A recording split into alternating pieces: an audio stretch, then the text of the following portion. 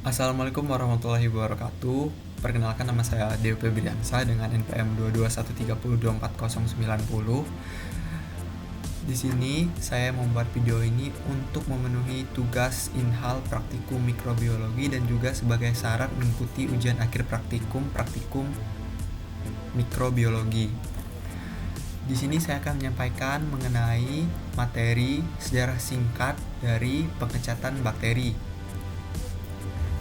Nah, jadi di video ini terdapat 3 tujuan utama. Yang pertama, kita mengetahui mengapa kita perlu untuk belajar mengenai pengecatan bakteri. Yang kedua adalah mengapresiasi orang-orang yang mengenalkan dan mengembangkan teknik-teknik pengecatan bakteri. Dan yang ketiga adalah menjelaskan beberapa ilmu dasar mengenai pengecatan bakteri.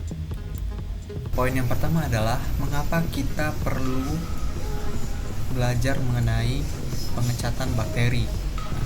Pengecatan membuat suatu bakteri atau mikroba itu terlihat di bawah mikroskop dan juga membantu untuk membedakan beberapa grup bakteri yang tergolong dari bakteri gram positif dan juga gram negatif berdasarkan dinding selnya. Dari adanya perbedaan ini berdasarkan pengecatan itu merupakan suatu kunci untuk mengidentifikasi dan juga mengklasifikasikan suatu bakteri. Nah, dan juga untuk mendeteksi kontaminan, yaitu misalnya nih kita mau mengidentifikasi suatu bakteri, tapi di suatu pengamatan itu tidak hanya ada bakteri A saja, tapi kita cuma mau mengidentifikasi bakteri A. Nah, dengan adanya pengecatan bakteri, kita tahu bahwa ada bakteri lain selain A di suatu pengamatan kita, dan kita bisa tahu dengan adanya pengecatan tersebut. Lalu, dengan adanya pengecatan bakteri ini akan membantu untuk mempercepat dan juga semakin akurat dalam mengamati sesuatu. Nah, spesialisasinya itu dari beberapa fitur bakteri yang bisa kita ketahui itu contohnya adalah spora dan juga kapsul. Lalu, poin yang kedua adalah ada beberapa orang, dan ini salah satunya yang akan saya jelaskan adalah Bapak Gram, yang merupakan orang penting dalam pengembangan teknik pengecatan.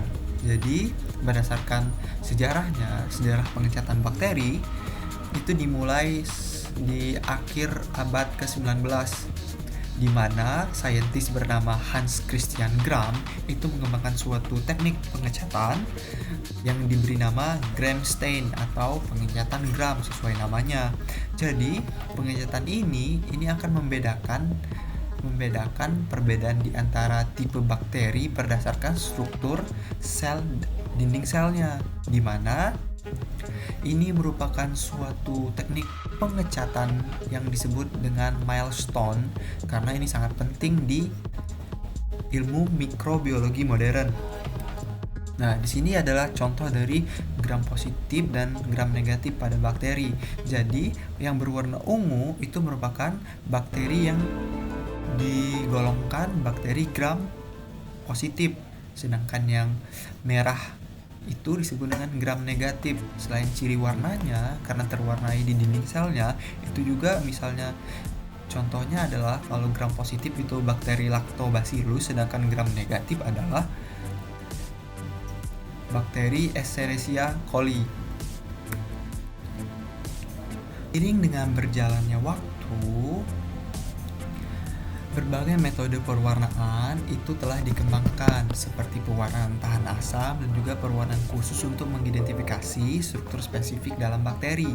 Pada era modern ini, teknik pewarnaan telah berkembang pesat dengan munculnya teknik pewarnaan berbasis fluoresensi dan teknik pewarnaan kromosom bakteri yang memungkinkan identifikasi spesifik bakteri dan visualisasi materi genetik di dalam sel. Berikut adalah gambar dari teknik pewarnaan atau pengecatan bakteri di era modern. Di gambar yang sebelah kanan, yaitu fluorescence based staining, adalah pengecatan yang menggunakan suatu zat sehingga bakteri atau mikroba itu terlihat berwarna. Dan sedangkan berwarna kayak glow in the dark gitu.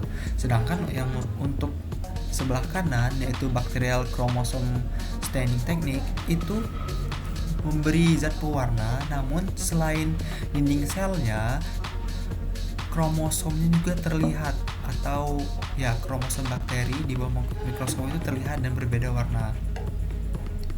Sekian yang hanya bisa saya sampaikan. Terima kasih telah menyaksikan. Saya ucapkan wassalamualaikum warahmatullahi wabarakatuh.